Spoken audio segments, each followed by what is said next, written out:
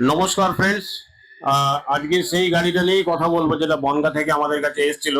আপনাদেরকে দেখাবো গাড়ির নাম্বার। এই সেই গাড়ি যেটা বনগা থেকে এসেছিল, BS6 স্করপিও F11, যেটা ডিএফ এররের প্রবলেম ছিল। আর সঙ্গে কাস্টমার বলেছিল ইঞ্জিন অয়েল ফিল্টার এগুলো চেঞ্জ করে দিতে। তো ডিএফ এররের প্রবলেম আমরা সলভ করেছি। অ্যাকচুয়ালি প্রচন্ড কাজের প্রেশারের জন্য কাজটা করতে একটু ডিলে হয়ে গেল, আর ভিডিওটা আপলোড করতে একটু ডিলে হচ্ছে। তো আপনাদের দেখাবো যে ডিএফ এররের যে সিগন্যালটা ছিল সেটা এখন আর নেই।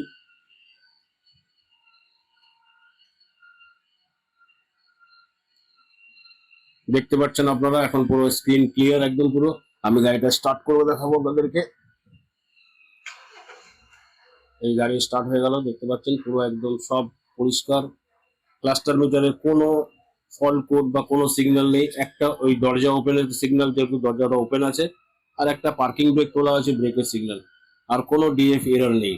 তো আজকে আমরা এবার গাড়িটার অয়েলটা চেঞ্জ করব।